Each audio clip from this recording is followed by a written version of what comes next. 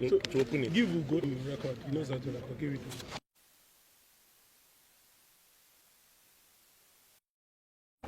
When I give it. Text of the press conference by the Coalition of United Political Parties on the issue of the grand compromise of the Nigeria Electoral Register, the falsification and upload of fake registration, forgery, and traceable offenses of rigging the 2023 general election. Gentlemen of the press, fellow countrymen, we welcome you to this historic briefing after a while that we have been silent, rebuilding and strengthening the coalition.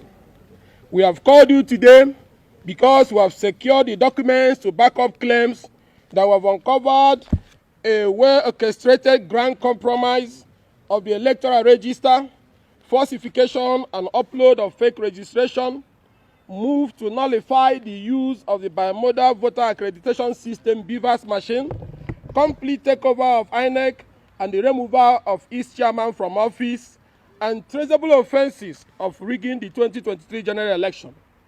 The issues we shall address today go to the very foundation of the hope of our nation to hold credible, acceptable, free and fair general election next year. About 4 months ago, we intercepted credible intelligence about the grand design of the APC to compromise the 2023 general election and deny Nigerians their sovereign rights to freely choose their leaders.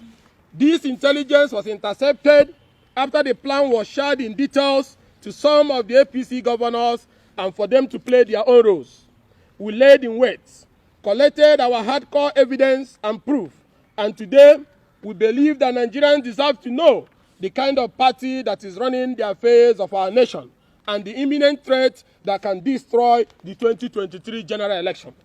We are going to speak today on this compromise of the voter registration exercise, the secret court process to stop the use of BVAS for the 2023 general election, an advanced plot to cause leadership changes at the highest level of the Independent National Electoral Commission, INEC. First of all, we commend the INEC leadership led by Professor Mahmood Yakub and the Commission for the bold step of internal cleansing of the voter register, which they have commenced using the automated biometric identification system. However, we state that the discovery we have made goes beyond the case of double registration. It is a monumental compromise of the National Voters Register by chieftains of the ruling APC. Gentlemen, during the just ended continuous voter registration exercise, from our intelligence, some of the APC control states had access, I repeat, had access to INEC registration machines and conducted their own registration process. This time, not with human beings, they used hundreds of thousands of computer-generated photos and faces, passport photographs, calendars, photo albums, and in fact, any human face they could lay their filthy hands on, including the country and including outside the country and especially Africa. They went as far as Jamaica, New Zealand, and Brazil to pick photos and names. Knowing that a day like this will come and the press will ask questions, we painstakingly and very carefully monitor these people as they had authority and approval from the highest level of political leadership. So I tell you, we have here documentary evidence to show you. We have here documentary evidence to show you that what these people have done. We shall make them available to you so that you will see for yourselves. Gentlemen, let us explain to you that what these people did. These machines were to be located in various government houses or other designated places in the 22 states of the APC that were involved. They had trained personnel who were able to use only one fingerprint to register hundreds of thousands of persons. They had access into the system, and this fake registration have all passed through successfully into the database. We shall now use the register in Imo State to demonstrate what we have termed the Omuma magic, as this plot was cooked from Omuma and sold to the nation. The Imo State Governor, my own state, is from Omuma ward in Oru East local government area of Imo State. In 2014, Omuma ward had barely 6,500 registered voters. In recent past, Oru is being the hotbed of insurgent activities of a non-government in the state, and with high level of insecurity, many residents have relocated from their ancestral homes. However, Omuma ward, Governor Hope Uzodinma's ward, now have over 46,000 registered voters. And note that is the ward. We're talking about ward, not the local government. The ward alone now have 46 polling units. Then I want to show this to you. Give me. Can zoom your camera. This is an extract from the voter register. When you go to Oru East Omuma Central School 2, you will see names like George Shidana, a man's picture and female agenda. You will see names like Ghana Koki, a man's picture and female gender.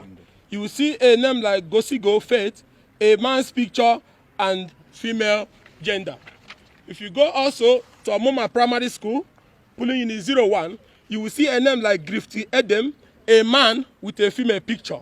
If you go to polling unit 01, same Omuma, you see a name like Hans Bira, a woman's picture and a male gender. Then you continue also, you go to Umuhu Primary School 001, you see a man's picture, female gender, a name called Lanley Allen. We're talking of Omuma where you have names like Nkechi Adak. Then you go to the same Umuhu Primary School, you see a name Luna Elomo, a woman's picture and male gender. You see another name Makati Yoso, Japanese name. You see a female picture and a man's gender. This is how all of them is. So I will give the copies to all of you and we'll share to Nigerians also. Now, when we went through the register, we discovered thousands of these foreigners in the register with names such as Grifty Edem, Hins Bray, Floyd Gary, Ford Scott, Ghana Stella, Hood Killer, Harin Drake, Gruti Silas, Lenley Allen, Luna Amo, Loweri Zafana, Makati Yusio, Muru Amba, Morono Lee, Maurice Dakwam, Navarro Dankwam, Tyson Kata. They are all in their thousands in Hope Uzodinma's village, Omuma ward in Imo State. We are using Omuma and Imo as a test case of what has been done to over 18 states in the country. It is, however, very instructive that it will be discovered from the data in the register that we shall make available to you that all these fake registrants, both old and young, as can be seen from their photos, all have the same date of birth, 1983, including the grandmothers there. Nigerians will also see new registrants, which are, when you go to page 4 of this, you will see people that were born in 1900, 1902, 1912, 1913, 1931, all in Hope Uzodinma's village, registered among this new registration. Which are names we believe we are from a death register in New Zealand. Names like Abraham, Jack, Dave also appears against female photos. Further, faces that are obviously quite old are seen with date of birth like 1990, 1993, 2000, 2002. You will also find obviously female names such as Rebecca, Jane, Gloria, Mary, Felicia against male photos, and also see photos of women wearing hijab yet answering village names in Omuma in thousands. I need to remember that Omuma is the Oru East in Osu, where the activities of unknown government is very high, and INEC office have been burnt. Male gender were assigned to female photos, and female gender assigned to male photos. What a shame for a party in power to be involved in this type of electoral treason. It is like that all over the states. In many polling units in Uguta, in Mbano, in Oru East, in Idato South, you will see similar things. You will see that it was passport photographs that were used to register majority of the names found in the register. In words like Obiohia is important for you to note here. There is new polling units in Obiohia where they have the health centers and the Mumebe Manumo, all are contained here. The entire new polling unit, scanned passport photos were used for the registration, including burial pictures. You will see them. They even snapped it from the frame with no shame. It wasn't even a professional work. So, in words like Obiohia, in Idato South, in Ishekenesi 1 and 2, all in Idato South, you will find the scanning of passport photos and pictures from brochures with which registration was done. And all of you remember that the beavers captures the picture of the person it is registering. So how come people had access to the password and were able to upload passport photos and burial pictures and created names for them to be registered? It is like that statewide and nationwide in almost the 22 APC control states. It is very obvious from the register that these were not captured human faces, but photos that were captured and uploaded to the register with fake names and fake biometrics. At this juncture, it is right to ask some questions to the APC, the presidency, and security agencies. Who generated these photos and these foreign names whose real identities are exposed when you search them from the Google? How did the APC and their agents and those behind this monumental fraud get access to the INEC machine with which they committed this heinous crime?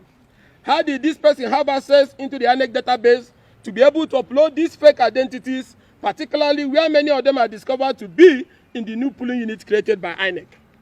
Furthermore, gentlemen, the coordinator of the illegal registration in Imo State, for instance, was a former INEC staff who was the head of the State Electoral Commission and who has now been promoted to a resident electoral commissioner nominee. She supervised the ICT team that was deployed to Imo State from the pool of centrally trained personnel by the party.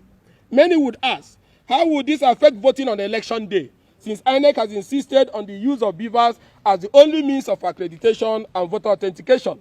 This brings us to the second stage of the plan. We have now finally, before I go to that second stage, how would this affect election? If somebody can upload people from Australia, from China, from Japan, people born in 1900, 1916 into the new registration, it means that person has also devised a means to upload pre-accredited figures into the machine to rig election, returning us back to where we were in 2011. Also, we have now finally obtained a copy of a secret suit filed in the Federal High Court, Owerri. We'll give you a copy of this court process. And I want every Nigerian listening to stop whatever you're doing and listen to this. We have now finally obtained a copy of the secret suit filed in the Federal High Court, Owerri, seeking to nullify the use of the beavers machine by relying on a false claim to be made by the Nigeria Information Technology Development Agency and the Federal Ministry of Communication and Digital Economy to the court. Our vigilance team has also discovered the second suit filed on the same matter. These copies of both suits are here in our hand. This move was created as a safer option as the alternative. A more risky option is to preload the beavers machine with accreditation figures matching the numbers of the illegal registration and generating results in those areas. That is why you see hundreds of thousands of these fake names and registration were uploaded into the voter register. Note that this would happen in several of the new polling units which do not have human beings in the register. They would easily upload these results with little or no resistance. To make this work, gentlemen, you will recall that there are ongoing agitation by the civil society against resident electoral commissioner nominees who are partisan or associated with entrenched interests in the ruling party. These nominees are to make sure that this grand design goes through. All of them in the APC control states were nominated by their governors. Some are only better shielded than others. Some are only better shielded than others and have not been directly traced to the party. However, the rigging plot ensured that the party has full control of the ranks in their state and some other strategic states. Recall also that during the nomination for national commissioners of INEC, there were similar controversies, except for Mrs. Loretta Onochie, who was used as a decoy to distract the attention of Nigerians. Every other person passed through, including Professor Mohammed Sani Adam, who was severally sanctioned by the University of Jos for being a person of questionable character and who has lost the appeal of the Court of Appeal to obtain his sack from the university. The last leg of the plot is also to sack the Independent National Electoral Commission chairman, Professor Mahmoud Yakub, through the court. A plot that will be accomplished where the man insists or continues as an unbiased umpire. Nigerians, this is the last bridge to protect our democracy, which must not be broken. This should be the red line that this man must not be allowed to cross. We therefore call on the civil society, development partners, election observers, the media, and indeed all men of goodwill to stand up and stand with us and defend Nigerian democracy. Gentlemen, the plot did not just start, and you can also connect the dot better when you listen again to the recent boastful comment of APC governors about the 2023 general election. Most recently, APC governors of Gombe, Kogi, and Plateau has claimed electoral victory for the APC, even when such reasons to make Nigerians to vote for the APC are totally absent. The only reason for their boastful comment is because they are not unaware. The only reason for their boastful comment is because they are not unaware that their plans to massively and technically rig the election have been discovered. We hereby call on INEC to reassure Nigerians that the election have not already been determined. We demand that the Commission makes categorical commitment towards the protection of the sanctity of the ballot and restore the confidence of the Nigerian people in the electoral process. Key issues that must be noted here, which is important. Not only the Commission cleaning the voter register, but the Commission must explain to Nigerians, and not only explaining, arrest the officers of INEC who release the passcode of the because every BVAS has a passcode assigned to somebody. If every BVAS have a passcode with which you will sign in before you upload, whose BVAS was used to upload these Italian and Zimbabweans names into the register? Whose BVAS was used to upload names that contains hundreds of thousands of female pictures but have male genders? Not only cleaning the register, but you must arrest the people who were involved in this Omuma magic. Not only clean the register in Omuma and parts of Imo and the 18 states in the country which have been adulterated, but arresting the staffs who were involved in releasing their passcode for fake registration to be uploaded into the BVAS, and also to find out how they intend to do accreditation. Because if these names are fake, how then are they going to do accreditation? Which now confirms our intelligence that the same people who are behind these mafia operations have devised a system to upload pre-accredited fingerprints into the BVAS to pay for writing of fake results which will be transmitted, and that will make it look like it's a genuine election. We have exposed their plans. We have handed over the concrete evidence to the Nigerian people today, gentlemen of the press as well, and we say you use your voters, and we say you use your influence and your advocacy power to start speaking out today, to unravel how this happened to our register, and to ensure that those behind it are apprehended. As we commend the INEC leadership for cleaning the double registration, we are demanding that they unravel the circumstances that led to outright upload of fake data into the BVAS machine. Thank you all. Are you attend to questions? So, thank you, gentlemen.